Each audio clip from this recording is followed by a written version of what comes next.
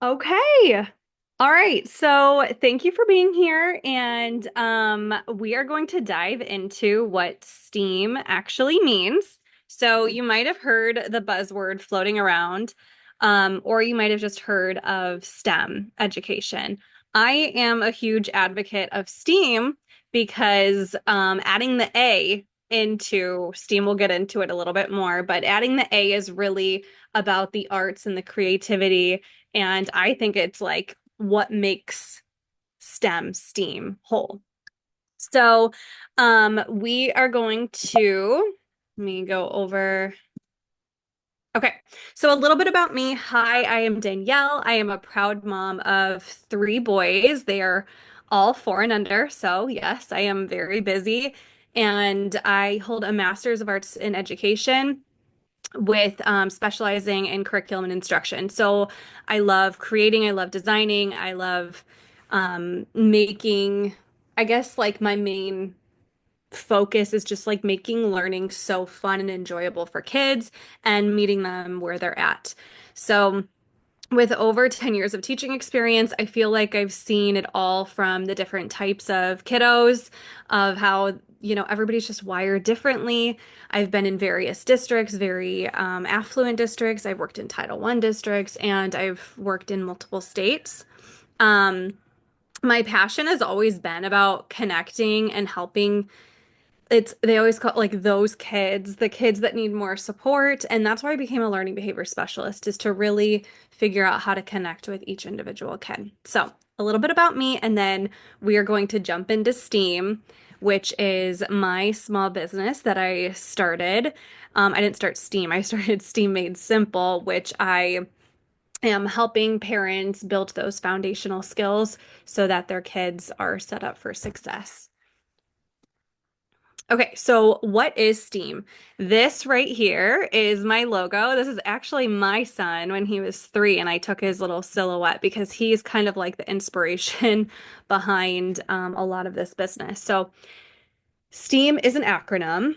S stands for science, T is technology, E is engineering, A is art, and M is for math. So, it's an integrated approach to learning. And I guess like I didn't even prepare to say this, but when I was a teacher, I was really, really intimidated by teaching STEM and STEAM education because I was like, oh, well, I have to hit the standards for the science and the technology. Oh, I need engineering, arts. I need to hit the Common Core math standards, and I need to put it all together. And really doing trainings and learning more and living through it and um, working with other professionals, there's so much more to that. And where it really starts is at the foundation, even like babies, like they're engaging in STEAM play. So you have a kindergartner or a preschooler, or maybe your kids are even older. This is really about hands-on play. And there's so much power in asking questions and just like letting your kid take control and take the lead and them discovering the world around them. So, why would we ever do STEAM play for kindergartners? Well, STEAM is pretty much it lends itself so well to teach all the 21st century skills. So, yes, like problem solving and collaborating, and we're doing that all through STEAM challenges or STEAM experiments or STEAM play. So, we're really going to focus on STEAM play and how you can apply that at home today. So, why STEAM play for kindergartners? Well, it develops their critical thinking skills and encourages kids to be problem solvers. They're kind of just, having to do that, whether they're having an experiment with a boat, like what would make it sink, what makes it not. So it's all those questions that I'm sure that you're hearing a lot of. It sparks curiosity and a love of learning. I do not believe in a one size fits all approach for anything, but this is the closest thing that I have found. So I've seen my most struggling students. I've seen my students who are very defiant. I've seen behavioral challenges, and this has been the answer. Like doing it through hands-on learning. And I've seen so many students in second grade and third grade and sixth grade, they've struggled. And if only those skills were nurtured early on, like it would make a world of a difference. So going on, building confidence and resilience, like we're basically instilling a growth mindset. Like if you ask my 4-year-old right now, are mistakes okay? Or is it okay to fail? He goes, oh yeah, that's how I learn. Like that's what your kid should be saying. And if they're having trouble bouncing back from setbacks and um challenges, that doesn't mean to like shy away from it. That means that they need more exposure. They need more experience with these, and they probably need more modeling from you, showing your failures and how you get back right back up again. It enhances their creativity and imagination. So just having open-ended toys and experiences for them, that's STEAM play in action as well, where they're creating their own stories and scenarios. It prepares them for the future. So this is one that some parents and teachers have a really hard time wrapping their heads around because I know it's like live in the present, but like if your kid has these skills that STEAM naturally lends itself, you are preparing them for the future. You're preparing them for jobs that don't even exist yet. So my husband, he is an engineer and he works for Google. He works for Waymo, which is self-driving cars. And, they have their whole 10-year launch, but he wasn't, he didn't go to school to work on a driverless car. He had those skills instilled in him and he went to school for engineering. So we are having those skills implemented at a very, very young age so that it's just a natural part of who they are. And then, of course, like the fine motor skills of just manipulating objects and creating and designing and boosting social skills. When you have your, like the siblings or a play date or in a classroom, this STEAM naturally forces kids to build their social skills and their collaboration. They have to work as a team. And it's not so forced. And it's not so, like, what I mean by that is, you know, being a teacher, I'm like, okay, well, you can respond back with this and you can say this, but STEAM, they just naturally do it. Even if they're like my most reserved kids, they were the leaders in the STEAM project. So this is just so natural for them. It's a part of who they are. We just have to pull it out and we have to keep it there so that they believe in themselves as true natural born innovators. And then lastly, it fosters a sense of wonder. I my kids do STEAM play every single day, most of the day. The questions they ask me and their sense of wonder about the world are things that I've gone my entire life. I'm in my 30s. I've never even given it a second thought. And it's making them feel so important that their questions matter and like let's figure it out together. And that's what you can do at home with your kindergartner. Okay. So I know I've like thrown a ton of information your way. And you're like, yep, I know STEAM is great, but I did put together like a little collage of what it could potentially look like. So here's some STEAM play in action. So I definitely got a baby picture. So this is just like finger squishing, like with paint, not like a non-messy way, but just like seeing the cause and effect. Just my son playing with magnetiles and on a light table. This right here is my son, and he is a very high energy, typical second born child, like dumping everything, destroying. As messy as this is, there was so much learning going in that dumping of the cereals and squishing it and the sensory exposure. So, like, as I wanted to pull out my hair, I was like, oh my gosh, this is so good for him. Um, this is like a little experiment on the deck with some baking soda and vinegar, some volcanoes, just water play with pom-poms, seeing how they absorb. We did a bouncing egg experiment, um, just playing with like magnetic blocks and just seeing how things work. It's really just about like finding what makes them tick, what makes them so excited to learn, and then giving them those experiences and those opportunities. So like building, art is one of the best ones. I mean, they even have like art therapy for kids and just like letting them paint and draw without having a prescribed outcome. So just letting them do it freely. Science, people get really intimidated by science. And if you have a kindergartner that's a girl, there's a really crazy stat that girls are turned away from science very early on. So I love working with families who have girls who are little engineers and just really like honing in on those skills and making them see themselves as scientists. And this can be as simple as being in the backyard and exploring bugs and being in the dirt. And I told you the power of questioning is what takes STEAM to just a whole different level, which we'll get into.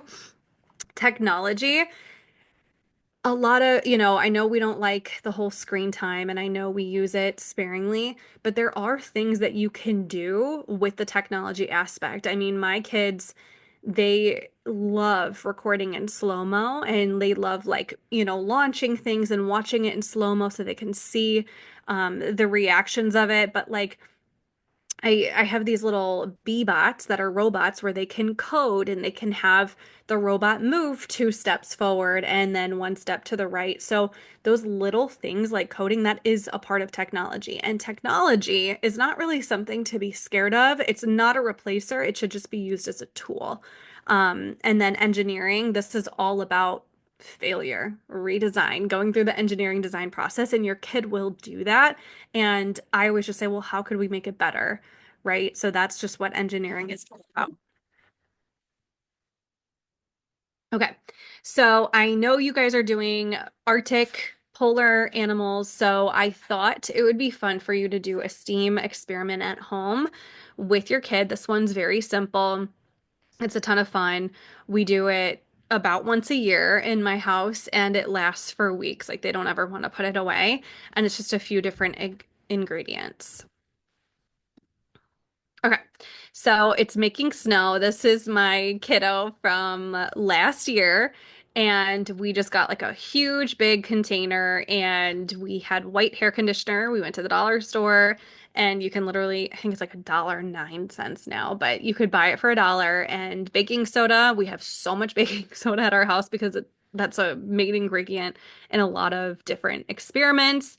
And glitter is always an option. I did not do it here. We just did that. So you're going to get a bowl or you're going to get like a little Sterilite bin. We have a sensory bin table. You don't need one. You could have one if you wanted. And you combine the hair conditioner, like about a cup, with the baking soda. And I was following a specific type of ingredient, like measure it like this and measure it like that. I'm telling you, just don't. Like you and your kid do it together and just figure out the consistency that feels good. And then it's just like this little snow that they can mold and it doesn't get like too messy if you use enough baking soda. And at first, I always just like to have kids explore. Just play, don't give any directions. Just let them explore and play and don't interrupt them. Just let them do what they want to do with their homemade snow. And as the week progresses, you can start asking questions and you can let their imaginations just run wild. You can put little figures in there. So if they're really like, oh, I love talking, my son was really into polar bears last year. So we did a whole study on reading about polar bears. We did a polar bear craft, and then we played with polar bears in the pretend snow. So the opportunities are endless for this. It's so much fun. And I did, okay, so back over here, I did send Aaron and Callie, I sent them a link to, like, if you wanted a more in-depth lesson plan, I have it for free for you if you would like to do that. Um, and then,